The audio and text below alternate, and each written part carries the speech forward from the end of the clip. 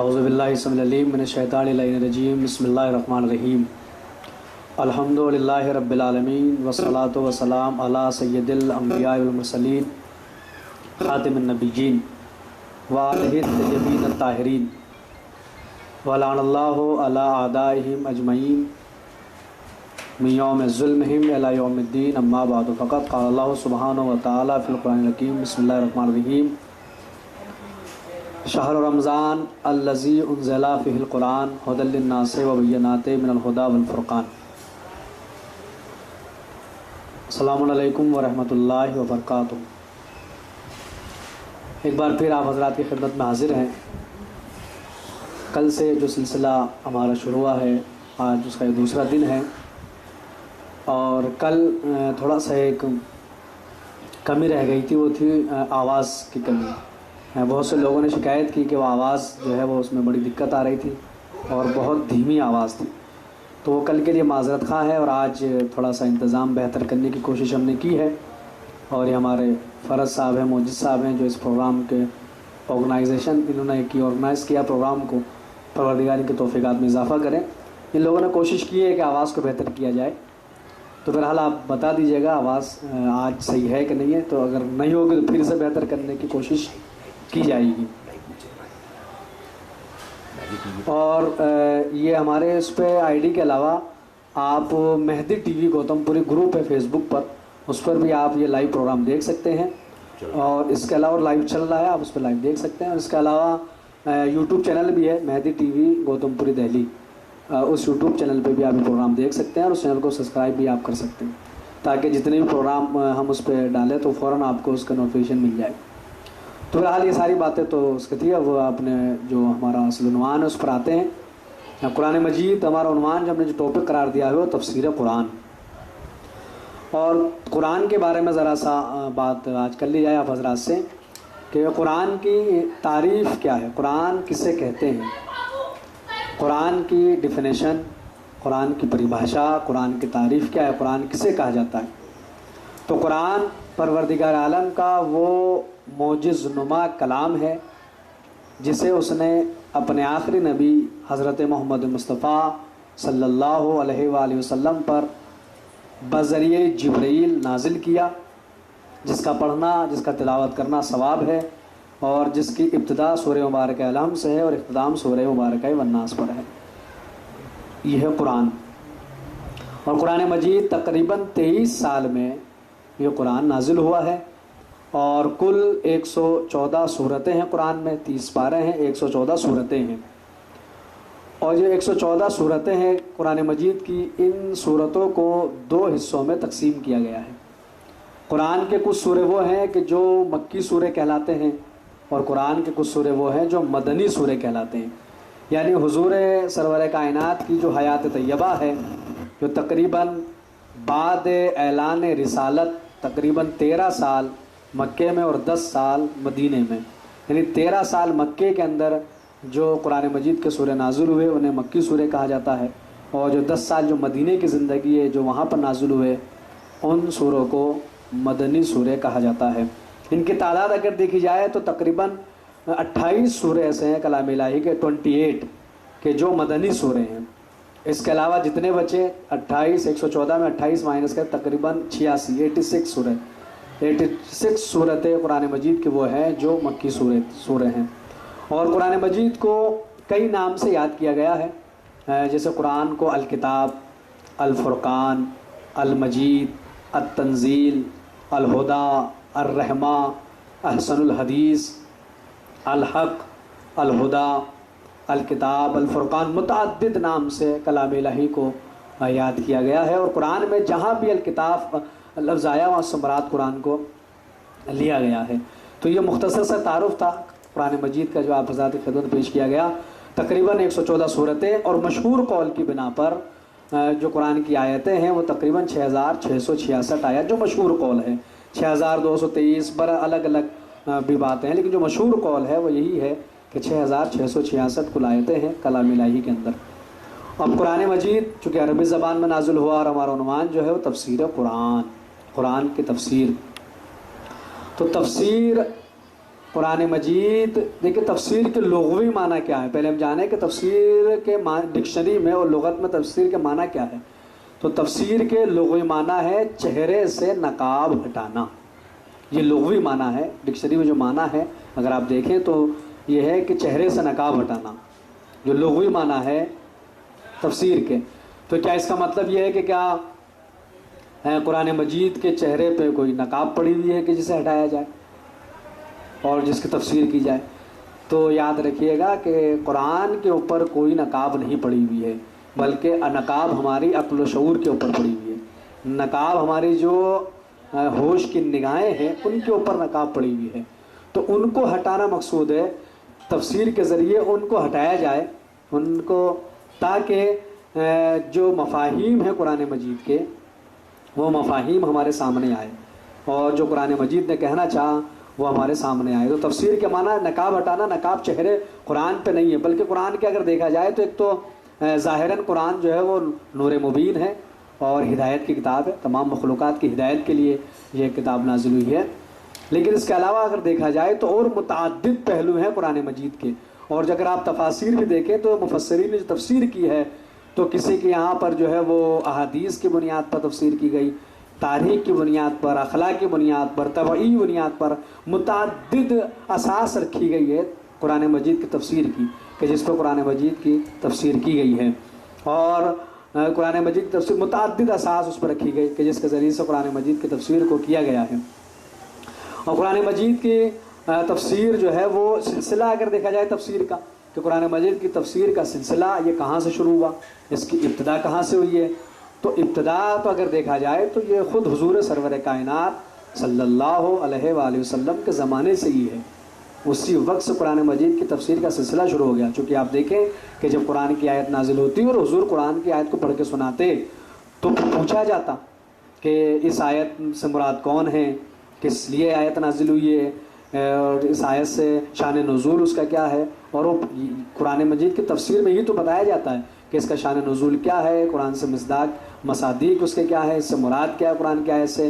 اور جو علماء علم تفسیر ہے انہوں نے اس تفسیر کا سلسلہ جا کر اس کی سند حاصل کی ہے رسول اللہ کے شہر کے علم سے، یعنی مولائے متقیان کے ذریعے سے، کہ آپ نے سب سے پہلے قرآن مجید کی تفسیر کی ہے۔ اور ائمہ میں دیکھیں تو ہمارے جو 11ویں امام ہیں حضرت امام حسن عسکری علیہ الصلوۃ والسلام، آپ کی بڑی مشہور و معروف تفسیر امام حسن عسکری، تفسیر ابو حمزہ شمالی، بہت بڑی بڑی تفسیریں ہمارے یہاں پر موجود ہے۔ تو سلسلہ اگر دیکھا جائے تفسیر کہاں سے شروع ہوا تو رسول ہی کے زمانے سے اس کا آغاز ہو گیا۔ اور دو طرح سے تفسیر کو جو علماء ہیں مفسرین نے تقسیم کیا کہ دو طرح سے قرآن مجید کی تفسیر ہو سکتی ہے۔ ایک تفسیر ہے کہ جسے کہا جاتا ہے موضوعی تفسیر، ایک ہے ترتیبی تفسیر۔ کیا مطلب کا ترتیبی تفسیر کا مطلب یہ ہے کہ جیسے جیسے قرآن مجید کی آیات ہیں انہیں مرتب کر کے اور جیسے جیسے مرتب کیا اسی ترتیب کے حساب سے اس کی جو ہے وہ تفسیر کی جائے، ایک ترتیب کے حساب سے تفسیر کی جائے۔ موضوعی تفسیر یہ ہے کہ ہم ایک موضوع کو جو ہے وہ انتخاب کریں، ایک موضوع سلیکٹ کریں، ایک موضوع کو ہم چنیں۔ مثال کے طور ہم نے جہاد کا موضوع چنا، پھر ہم نے قرآن مجید میں تلاش کیا کہ قرآن مجید میں کتنی آیتیں جو جہاد کے متعلق ہیں، اور ان آیات کو لے کر پھر ان آیات کی تفسیر کی جائے، یہ موضوعی تفسیر ہے۔ ترتیبی تفسیر ہے کہ جیسے جو ترتیب تلاوت ہے کلام الہی کا اسی ترتیب کے ساتھ آپ اس کی تفسیر کرتے چلے جائیے۔ اور تو ترتیب تلاوت کے لحاظ سے اگر دیکھا جائے تو سب سے پہلے جو قرآن مجید کی آیت ہے وہ ہے بسم اللہ الرحمن الرحیم۔ اور ہمارے یہاں پر دیکھیے، اب ہمارے یہاں میں نے کل بھی شاید آپ کی خدمت عرض کی تھی کہ کیا آیا بسم اللہ جو ہے وہ سورہ الحمد کا جز ہے، تو ہمارے یہاں متفق علیہ مذہب شیعہ البریہ میں ہمارے علماء اس بات کو متفق ہے کہ ہمارے یہاں پر بسم اللہ سورہ الحمد کا ہی جز نہیں بلکہ قرآن کے جتنے سورہ ہیں سوائے سورہ توبہ کے ہر سورہ کا جز ہے بسم اللہ۔ اور برادران اہل سنت میں بھی اکثر علماء اس بات کے قائل ہیں کہ بسم اللہ جو ہے وہ جزو قرآن ہے، اکثر اس بات کے قائل ہے کہ قرآن ہمارے یہاں پر مذہب شیعہ کے اندر متفق علیہ یہ بات ہے، سب متفق اس بات پر کہ بسم اللہ جو ہے وہ قرآن مجید کا جز ہے۔ اہل سنت کے یہاں، برادران اہل سنت کے یہاں، علماء عامہ میں اکثر علماء، اکثر مفسرین اس بات کے قائل ہیں کہ بسم اللہ جزو قرآن ہے. اور بسم اللہ اس لیے کہ سب سے پہلے ظاہر سی بات ہے کہ جب ہم قرآن کی ترجمہ اور تفسیر کرنے کے لیے بیٹھے تو سب سے پہلی جو آیت آئے گی وہ کلام الہی کی آئے گی بسم اللہ الرحمن الرحیم. اور ترجمہ ظاہر سی بات ہے مجھے بتانے کی ضرورت نہیں, ہمارے بچہ واقف ہے. بسم اللہ ہمارے مطلب ہے کہ شروع کرتا ہوں اللہ کے نام سے جو رحمان ہے, مہربان ہے اور رحیم ہے, رحم کرنے والا ہے, مہربان ہے. بسم اللہ الرحمن الرحیم اس لیے کہ قرآن مجید کا آغاز بسم اللہ سے ہوا. کیوں؟ اس لیے کہ جب بھی کوئی انسان, بلکہ بشر کا مزاج یہی ہے کہ جب بھی وہ کسی چیز کی ابتدا کرے تو اس کے نام سے منسوب کیا جاتا ہے جو شخصیت, جو ذات سب سے زیادہ بزرگ و بالا تر ہو. تو ہم جو ہے بسم اللہ کے ذریعے قرآن کا اس لیے آغاز کریں گے, اس لیے کہ پروردگار سے زیادہ بزرگ و بالا ذات کس کی ہو سکتی ہے؟ وہ اس کی ذات لافانی ذات ہے. اگر ہم کوئی مشن چلائیں, کوئی کلاس ہم چلائیں یا کوئی مشن ہم چلاتے ہیں یا کوئی کام بلکہ مکان کے اینٹ پہ کے رکھی جاتی ہے بنیاد پہ, تو وہ بزرگ کے نام سے, جو بزرگ و بالا تر ذات ہے اس کے نام سے منسوب کر کے رکھی جاتی ہے, اس کے ذریعے سے رکھی جاتی ہے. تو اسی لیے پروردگار نے بھی قرآن مجید کا جو آغاز کیا ہے وہ بسم اللہ الرحمن الرحیم سے کیا ہے. اور اگر قرآن کے اندر دیکھا جائے بسم اللہ تو سب سے پہلی وہی کون سی ہے؟ اقرا بسم ربک الذی خلق, یعنی آغاز جو کیا ہے وہ اللہ نے بسم اللہ کے ذریعے سے قرآن مجید کے اندر دیکھا جائے. دوسری آیت سورہ مبارکہ ہود کی تقریباً آیت نمبر 41 غالباً 41ویں آیت, اس میں کیا ہے؟ نو, حضرت نو, طوفان, پانی, پہاڑ اور سب یہ جو ہے آپ سب جانتے ہیں. قرآن مجید میں آپ نے حضرت نوح کا واقعہ, بڑا مشہور واقعہ کلام الہی کے اندر, اس کے اندر کیا اس میں کشتی بنائی گئی, ناؤ تیار کی گئی. اس ناؤ کے لیے قرآن مجید نے کیا کہا؟ وہ قرآن نے کہا کہ اس کے اوپر سوار ہو جاؤ, فیہا اسم اللہ, قال ارکعوا فیہا اسم اللہ, اس کے اندر آپ جو ہے وہ سوار ہو جائیے اور بسم اللہ کے ساتھ, اللہ کے نام کے ساتھ آپ سوار ہو جائیے اس کے اندر. اور جب اترے ہیں حضرت نوح ناؤ سے اترے ہیں اور اس کشتی سے جب اترے ہیں تب بھی یہی ہے, یا نوح اہبط بسلام منا, یعنی اے نوح اس سے اتر جاؤ سلامتی کے ساتھ اور اللہ کے نام کے ساتھ. تو ہر جب پریشانی ہو تب بسم اللہ, آسائش ہو تو بسم اللہ, آغاز ہو ہر کام کا آغاز کیا جائے تو بسم اللہ کے ذریعے سے کیا. یہ تو ہے قرآن مجید کی آیات کے ذریعے میں نے آپ کو بتایا ہے کہ پروردگار کی جو پہلی وحی ہے اقرا والی اس میں بھی اللہ کا نام, اس کے علاوہ دیکھا جائے سارا جو دیکھا وہ سب ہے وہ اللہ کے نام کے ذریعے. حضرت نوح کی کشتی ہے حضرت اللہ کے نام کے ذریعے. اب اگر ہم حدیث کے اوپر آ جائیں, حدیث تو بڑی مشہور و معروف حدیث ہے پیغمبر اسلام حضرت محمد مصطفیٰ صلی اللہ علیہ وآلہ وسلم حضور کی حدیث ہے, کل امر ذیبال لم یذکر فیہ اسم اللہ فہو ابتر, کہ ہر وہ کام کہ جو بغیر بسم اللہ کے کیا جائے, وہ کام کہ جس کے شروع میں بسم اللہ نہ کہی جائے وہ ابتر ہوتا ہے. ابتر مطلب وہ ناقص ہوتا ہے, وہ پائے تکمیل تک نہیں پہنچتا. یہ مشہور و معروف حدیث ہے پیغمبر اسلام کی کہ بسم اللہ کے ذریعے سے اگر آپ بسم اللہ, اور صادق آل محمد حضرت امام جعفر صادق علیہ الصلوۃ والسلام سے آپ سے روایت نقل ہوئی ہے کہ کبھی کبھی جو اگر ہمارے جو شیعہ ہیں وہ بغیر بسم اللہ کے اگر کام کرتے ہیں تو وہ مصیبت میں گرفتار ہوتے ہیں. کیوں؟ تاکہ آئندہ انہیں اس بات کا دھیان رہے کہ جب بھی وہ کام کا آغاز کرے تو بسم اللہ کو فراموش نہ کرے. اس لیے کہ اگر کوئی کام بغیر بسم اللہ کے شروع کیا جاتا ہے وہ کام ابتر ہوتا ہے, وہ ناقص ہوتا ہے. تو اگر یہ چاہتے ہیں کہ پائے جو کام آپ نے شروع کیا وہ پائے تکمیل تک پہنچے, وہ مکمل ہو, تو پھر اس کا آغاز بسم اللہ الرحمن الرحیم سے کریں. عبداللہ ابن یحییٰ کی روایت ہے کہ مولا کائنات کی خدمت میں آتے ہیں عبداللہ ابن یحییٰ, اور وہاں پہ چارپائی پڑی ہوئی تھی, چارپائی, اور بغیر بسم اللہ کیے چارپائی پہ بیٹھے. جیسے ہی بیٹھے تو ایک دم نیچے گرے اور ان کا سر میں چوٹ لگی. تو کہا کہ جیسے ہی گرے اور ان کے سر کے اندر جو ہے چوٹ لگی عبداللہ ابن یحییٰ. تو ایک بار کہا کہ مولا کہا کہ عبداللہ تمہیں معلوم ہے کہ تمہیں چوٹ کیوں لگی؟ کہا کیوں؟ کہا اس لیے کہ تم بغیر بسم اللہ کیے ہوئے اس پہ بیٹھ گئے. کہا کہ میرے ماں باپ آپ پہ قربان ہو جائے, یا مولا یہ کیا معاملہ ہے؟ کہا یہی کہ جب بھی کوئی کام کرو تو اس کا آغاز بسم اللہ الرحمن الرحیم کے ذریعے کرو. کیوں؟ تاکہ جب بسم اللہ کے ذریعے سے آغاز کیا جائے گا تو ایک تو کام مکمل ہوگا اور دوسری اس میں رکاوٹیں نہیں آئیں گی, اس میں کوئی پریشانیاں نہیں آئیں گی, کوئی دقتیں اس کے اندر نہیں آئیں گی، جو کام بسم اللہ کے ذریعے سے آغاز کیا جائے۔ تو کلام الہی کا آغاز جو ہو رہا ہے وہ بھی بسم اللہ الرحمن الرحیم کے ذریعے سے ہو رہا ہے، اور بسم اللہ الرحمن الرحیم کے ذریعے سے ہو رہا ہے۔ شروع کرتا ہوں اللہ کے نام سے جو رحمان ہے رحیم ہے۔ اب ذرا سا رحمان اور رحیم کے بارے میں آپ کو بتا دیں کہ دونوں کا معنی ایک ہے۔ دیکھو قرآن مجید سے زیادہ فصیح و بلیغ کتاب دنیا میں کوئی دوسری نہیں ہے۔ سب سے زیادہ فصیح و بلیغ کتاب اگر کوئی ہے، فصاحت و بلاغت والی کتاب، تو وہ اللہ کا کلام ہے، وہ قرآن مجید ہے۔ اور جب قرآن مجید سب سے فصیح و بلیغ کتاب ہے تو اس نے ایک ہی آیت میں دو لفظیں رکھی ہیں، رحمان بھی اور رحیم بھی۔ رحمان رحم کرنے والا، رحیم رحم کرنے والا، تو کیا ایک ہی معنی کی دو لفظیں قرآن نے کیوں رکھی کہ رحمان بھی رکھا رحیم بھی رکھا ہے؟ اس کی وجہ یہی ہے کہ ایک اس میں سے صفت، دونوں اللہ کی صفت ہے، رحمان اللہ کی صفت، رحیم اللہ کی صفت، لیکن دونوں میں فرق یہ ہے کہ ان میں سے ایک صفت عام ہے اور ایک صفت خاص ہے۔ رحمان جو ہے وہ صفت عام ہے، رحمان کا مطلب اللہ مہربان ہے، مہربان ہے تو وہ سب پر مہربان ہے۔ جیسے رحمت، بارش اللہ کی رحمت ہے، کچھ علاقوں میں آج بارش بھی اللہ کی رحمت ہے۔ جب یہ بارش اللہ کی رحمت کا نزول ہوتا ہے، بارش ہوتی ہے، تو وہ یہ نہیں دیکھتا کہ یہ کھیت کافر کا ہے کہ منافق کا، یہ مومن کا ہے کہ کس کا۔ ہر جگہ اس کی رحمت سے ہر کوئی استفادہ کرے گا۔ جب بارش ہوگی، اس کی رحمت جب برسے گی، اس سے ہر کوئی فائدہ اٹھائے گا۔ تو وہ رحمان ہے، یعنی وہ سب پر، کافرین پر بھی، مومنین پر بھی، منافقین پر بھی، اپنے ہر بندے پر وہ رحمان ہے۔ لیکن رحیم اس کی صفت خاص ہے۔ رحمان وہ سب کے لیے ہے، لیکن رحیم وہ صرف اپنے مخصوص بندوں کے لیے ہے، وہ اپنے خاص بندوں کے لیے ہے، اپنے مخصوص بندوں کے لیے وہ رحیم ہے۔ رحمان صفت عام ہے، رحیم صفت خاص ہے۔ اگر آپ صیغے میں دیکھ لیں، اب میں آپ کو علم نو اور علم سب کی بحث میں جانا نہیں چاہتا، لیکن آپ دیکھیں تو رحمان صیغہ مبالغہ ہے، اور رحیم جو ہے وہ صفت مشبہ ہے۔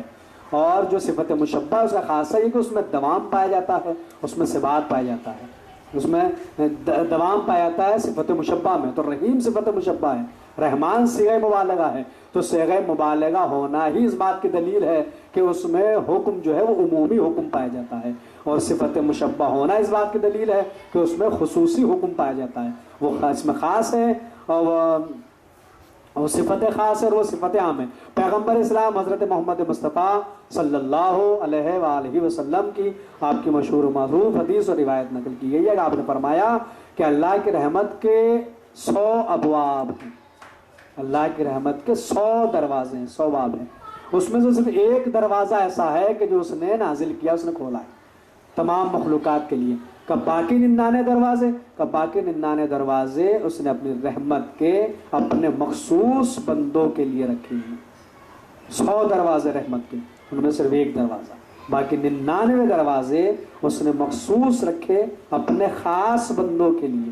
اللہ نے رکھے اپنے جو مخصوص بندے ہیں اس کے۔ تو رحمان بھی ہے اللہ اور رحیم بھی ہے میرا پروردگار۔ تو قرآن مجید کا آغاز ہو رہا ہے بسم اللہ الرحمن الرحیم سے، اور بسم اللہ الرحمن الرحیم اسی سے قرآن الہی کا آغاز ہو رہا ہے۔ ہر سورے کا یہ جز ہے، اور اگر تفسیر دیکھا جائے تو بڑا مشہور قول حضرت ابن عباس کا کہ مولا کائنات کی خدمت میں آئے اور بسم اللہ کی تفسیر جب بیان کی تو یہ مولا نے کہا تھا ابن عباس سے کہ ابن عباس پوری رات تمام ہو جائے گی لیکن بسم اللہ کی تفسیر ختم نہیں ہوگی۔ تو ظاہر سی بات ہے کہ جب مولا کائنات نے یہ جملہ کہا تو اب بسم اللہ کی تفسیر تو ظاہر سی بات ہے کوئی نہیں کر سکتا۔ اتنی جب پورا وہ نچوڑ ایک مولانا بیان کر دے ابن عباس، سمجھ لو کہ جو کچھ قرآن کے اندر ہے وہ سورہ یاسین میں ہے، کیونکہ وہ قلب قرآن ہے۔ جو سورہ یاسین میں ہے، سورہ الحمد میں ہے، جو الحمد ہے وہ بسم اللہ میں ہے، جو بسم اللہ میں وہ بے میں ہے، اور جو بے میں ہے وہ اس نقطے میں ہے جو بے کے نیچے، وانا نقطۃ التی تحت الباء، اور میں وہ نقطہ ہوں جو اس بے کے نیچے ہے۔ یہ مولا کائنات کا مشہور قول ہے۔ تو بسم اللہ الرحمن الرحیم اسی سے قرآن مجید کا آغاز ہو رہا ہے۔ اس کے بعد جو سب سے پہلا سورہ ہے کلام الہی کا وہ ہے سورہ مبارکہ فاتحہ، سورہ مبارکہ الحمد۔ اور انشاءاللہ کل جو آپ حضرات کی خدمت میں گفتگو ہوگی وہ سورہ مبارکہ الحمد کے بارے میں بیان کریں گے کہ سورہ مبارکہ الحمد کے کتنے نام سے مفسرین نے اس کو یاد کیا، کتنے اس کے نام ہیں، اس کی خصوصیات کیا ہیں، اصول بیان کیا ہے، اور کس طرح سے اس کی تفسیر سورہ مبارکہ الحمد کی گئی ہے۔ قرآن مجید کا اس سے آغاز ہو رہا ہے۔ تو آج صرف بسم اللہ کے بارے میں 2-4 باتیں آپ حضرات کی خدمت میں عرض کی گئی ہیں، اور اس کے متعلق اگر آپ کا کوئی بھی سوال ہے، اگر آپ کچھ پوچھنا چاہتے ہیں تو آپ کمنٹس باکس میں جا کر اس کے متعلق اپنا سوال کر سکتے ہیں، اور یہ بتا دیجیے گا کہ آج آواز صحیح آ رہی تھی کہ نہیں آ رہی تھی. اگر نہیں آ رہی تو پھر کل انشاءاللہ پھر کچھ نہ کچھ کیا جائے گا اور کچھ اس کا انتظام بہتر کرنے کی کوشش کی جائے گی. اس لیے کہ لاک ڈاؤن ہے، ظاہر سی بات ہے، اور ہم کوئی پروفیشنل ہمارا یہ کام تو ہے نہیں، جیسا بھی ہم سے انتظام ہو سکا وہ ہم نے کیا ہے. لیکن بہرحال بتائیے گا کہ آواز صحیح آ رہی تھی یا نہیں آ رہی تھی. اور آج تو ہم نے یہ بھی لگا دیا، یہ ہمارا بالکل پیغام ہے جو ہمیشہ آپ تک رہے گا، اور اسٹے ہوم والا، کہ وہ اسٹے ہوم، اسٹے سیف، گھر میں رہیے اور محفوظ رہیے. اب یہ بھی ہمارے فرض صاحب اور موجد صاحب وغیرہ ہیں، ان سب کی دینے کے انہوں نے یہ لگا کے رکھا ہے. تو بہرحال یہ بھی ایک ہمارا پورا رمضان جب تک یہ درس جاری رہے گا یہ آپ کے یہ پیغام بھی رہے گا، گھر میں رہیے. اور آج ایک اس کے متعلق بڑی راحت کی خبر یہ آئی ہے کہ ماہرین نے یہ کہا کہ 21 مئی تک انشاءاللہ مکمل طور پر اس مہلک بیماری پہ قابو پا لیا جائے گا. 21 مئی تک، اللہ کرے کہ ایسا ہو جائے اور ہم سب جو ہے اس سے نجات ہم سب کو مل جائے. تو بہرحال اس کے متعلق کوئی بھی سوال ہے، اس کے متعلق اس کے علاوہ بھی قرآن مجید کے حوالے سے یا مسائل شریعہ کے حوالے سے، کسی بھی حوالے سے اگر آپ کو کوئی سوال ہے تو آپ ہمارے فیس بک کمنٹس میں یا یوٹیوب چینل ہے مہدی ٹی وی گوتم پوری، یا جو ہمارا فیس بک کا گروپ ہے مہدی ٹی وی گوتم پوری، کسی میں بھی جا کر کمنٹ باکس میں آپ، یا میرا واٹس اپ نمبر کل میں نے آپ کو بتایا تھا، واٹس اپ پہ آپ اپنے سوالات، واٹس اپ نمبر میں نے کل بھی آپ کو بتایا تھا 8755136292 8755136292. یہ میرا ذاتی واٹس اپ نمبر ہے، اس پہ آپ سوال کر سکتے ہیں. انشاءاللہ اطمینان بخش جواب دینے کی کوشش کی جائے گی اپنے علم کے مطابق جو اپنا معلومات ہے. تو یہ بسم اللہ کے بارے میں مختصر سی معلومات اور قرآن کے بارے میں آج آپ کی خدمت پیش کی گئی ہے. کل انشاءاللہ ہم آپ کی خدمت حاضر ہوں گے پھر، اور سورہ مبارکہ اور الحمد کے سلسلے میں، سورہ مبارکہ الحمد کے سلسلے میں آپ کی خدمت انشاءاللہ پیش کی جائے گی. وآخر دعوانا الحمدللہ رب العالمین. فقط والسلام ورحمۃ اللہ وبرکاتہ.